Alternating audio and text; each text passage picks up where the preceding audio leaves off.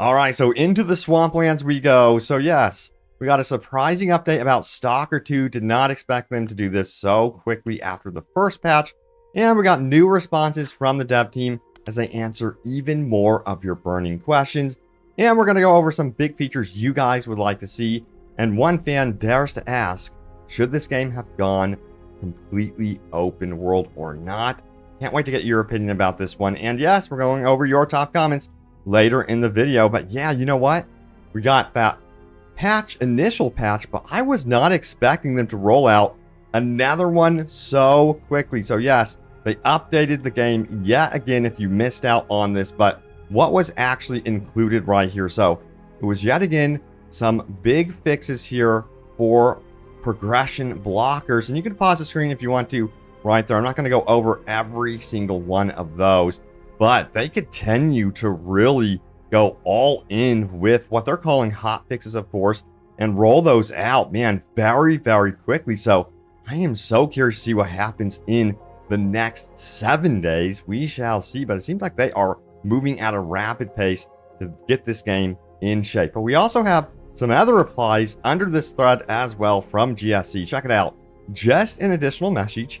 We are monitoring all the comments, replies, and noting your feedback to deliver it directly to the team. But if you encounter a crash, blocker, or any other issue, here we need a bit more detailed information, especially if the case is unique. So they really want your help. And they go on to say things like these need to be investigated. And to do that, a very detailed explanation of what happened plus description of the steps to try to reproduce it would help a lot. The best possible scenario, you can share your saves and additional info with our tech support team by downloading these saves and additional info to any sharing service and provide a link to them in the description of your problem. Now here is where to find the files. They go on to describe that and a link to tech support. So if you want to go the extra mile and you absolutely adore and love Stalker 2, you can go ahead and check that out, of course. Now, a lot of you guys will probably be like, hey, that makes me a glorified beta tester, and I wouldn't blame you guys for feeling that way, of course, but I just wanted to throw that your way and see if you guys would be interested in that. Now, also, we have a question here that got a response. It says, can you guys please fix enemies spawning behind us out of nowhere?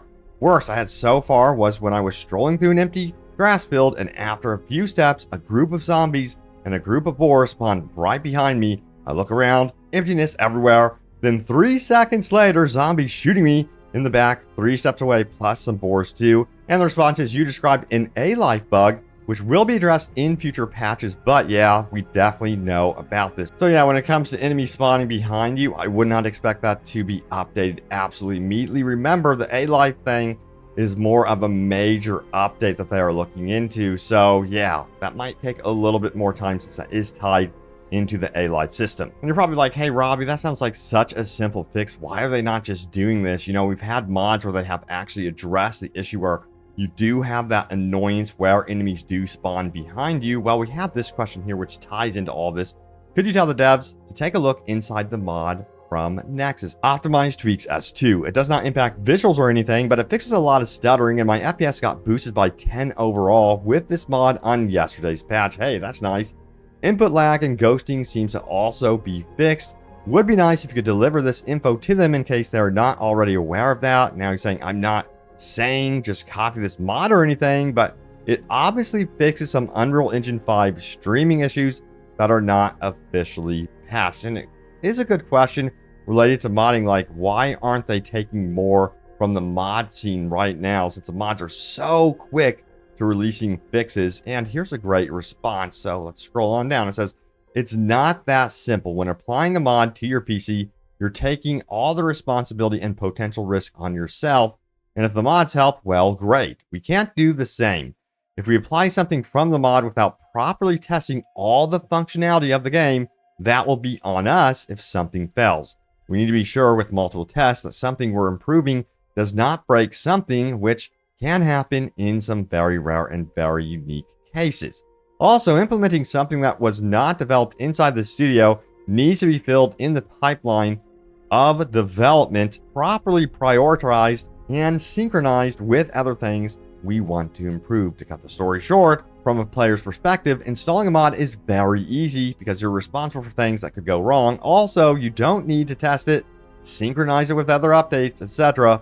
from the dev side, we must do all the stuff above to ensure that these improvements will improve the game. So it's a bit more of a lengthy process, and there's a lot more that goes into this long-term testing, and they have to consider all the systems that the game has. But I've always stated I'm a big believer that developers shouldn't be shy about reaching out to modders and getting their take on situations, and perhaps even having some money on reserve to hire them in the short term through contracts to really help them nail down some of these bugs and problems. And here's another one a lot of you guys were wondering. Did they fix the bug where NPCs just die when entering that door? And the response is known issue, working on it. Yeah, and I don't even know how this stuff even happens. This game definitely does have that Skyrim feel to it, even when it comes to the bugs. I mean, that is just so absurd and ridiculous. But yes, that is in the pipeline of things that they do want to fix right now. Yeah, I wouldn't be surprised if that isn't fixed in the next hot fix that rolls out. But anyway, I'm noticing how much time I'm spending in the game actually exploring and enjoying this world as opposed to doing things like crafting. And it brings up a really hot topic here. This game has made me realize that I hate crafting systems.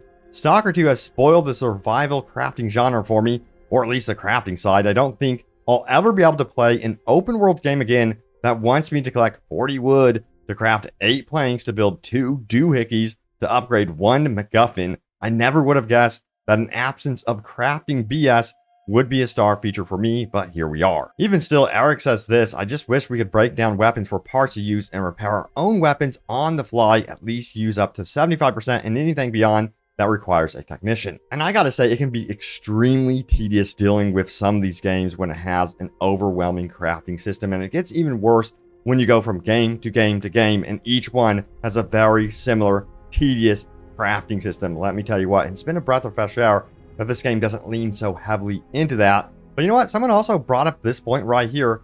I know people hate it when someone compares Stalker 2 to Anomaly and Gamma, but I honestly believe that this is the best crafting repair system I've ever used in a game, because it actually feels like tangible gear progression, and not in the way that you just found or bought a good gun.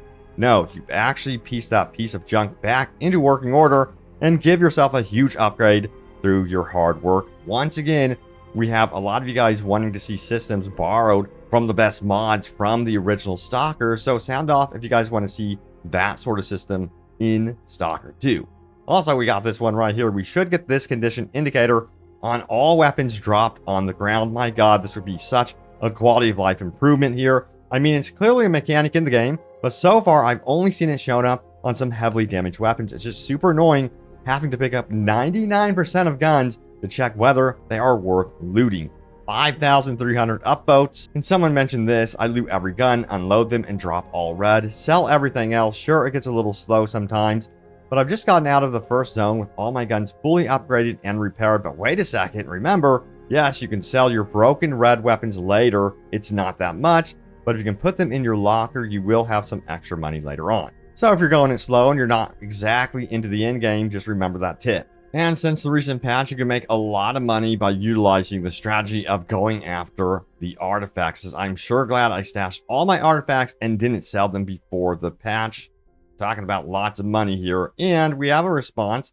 How do you consistently find artifacts? I do want to farm them, but so far I only found like 3 or 4 anomalies that have them. Granted, I'm relatively early in the game. Here's another great take. That's the thing. You locate big anomaly fields and circle between them. It's a shame in Stalker 2 there's only 1 per field. In COP there were often more. As you can see, there's sufficient evidence that there in fact can be multiple artifacts. Thank you for your input. And the thread gets interesting. It says, I mean, I have encountered a lot of small anomaly fields, but rarely do I find large ones. I check anytime I get near anomalies. I'm just thinking I'm gonna have to do some more exploration and start making marks on the map. And this is an important bit. Always keep that detector out when not currently fighting, and the Hilka has by far the best detection range at 100 meters. It will just start dinging while I am tracking, then pull my Valus out, which lets me dodge anomalies easier and shows the exact location of artifacts. You can buy one at Yennefer Station north of the Red Forest. Hopefully this helps you out and you can find more of those artifacts. Great tip right there, and they're becoming more and more important, especially when it comes to the actual economy. You got to have those artifacts if you really want to make some serious dough. But a lot of you guys are kind of annoyed by a feature that is in the game and there's no option to shut it off. Check it out right here. Devs, can we turn off head bobbing? And there's no response from the dev team. But yeah, let me know if this is something that absolutely bothers you guys and if you want to see that addressed. And my God, we have quite the controversial take, and I'm always curious about the discussion whether a game should have leaned so heavily into being so open world or if it should have done more hub space, kind of like Metro Exodus.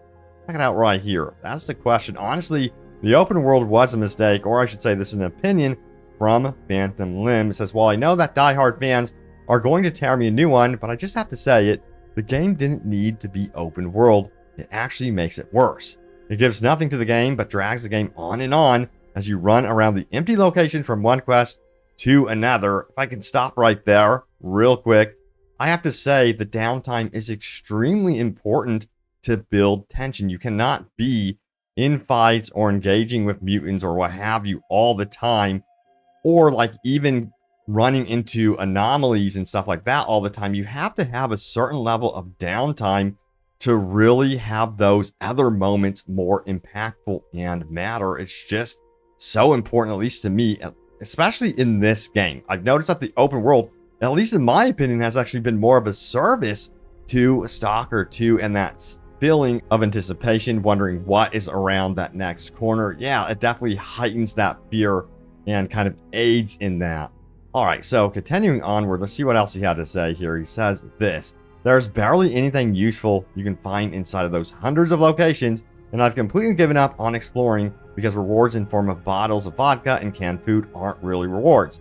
The devs should have kept the original way of building the world in form of smaller, separate locations. At least those were more enjoyable overall, because current open world is an empty mess. You can run around for hours and meet maybe a couple of dogs and a group of bandits if you are lucky. After almost 30 hours, it's just tiresome, really. And I think in this case, the open world is only going to improve, especially once we get A-Life 2.0 up and running. I'm so curious to see if his opinion will change up after the big A-Life 2.0 overhaul. And look at this, Stalker 2 is having the staying power and still up in the top 10 best-selling games on Steam as well. So this is great news for the longevity of the game, if you guys were curious about that. Well, here we go. Time to pull up your top comments. As always, remember, leave a comment down below. It can end up right here in a future video. Let's see what you guys had to say about my most recent Stalker 2 video. Check it out. That's right, folks. It's only getting better from here. Hell yes. I am a believer. I'm serious. Like, I want to see this game get better and better like Cyberpunk 2077 did. And I really, really do believe that this team can pull it off. And we have, I know people are going to be upset A-Life isn't fixed, but that's going to take time. This is a great list of fixes. So overall, the reaction to the last hot fixes and patches have been great. And yes, it goes to show that the dev team is here to really listen, but also be quick to the punch and really knock down these annoying bugs, progression blockers. The progression blockers, in my opinion, being the absolute most critical things that they need to nail down. And it seems like they're absolutely headed in that right direction. And we have, if any of you have ever played an unmodded Stalker game, you'll know that this is really not that bad as far as bugs go. This game is amazing, and I've been fully immersed in it. I'm hooked. And we have, I think, different types of flashlights, and even night vision goggles would be a nice addition. I think I'd prefer them to be upgradable and maybe use batteries as well. Either way, the current flashlight needs to be reworked, so that's more useful, but I'm super happy to see the huge list of fixes that got in with this patch and can't wait to see more in the future. Yeah, I love the idea of being able to find like better flashlights and night vision goggles throughout the world. It would make exploring the world a lot more enjoyable and also add a lot more variety in, different types of play styles during the nighttime.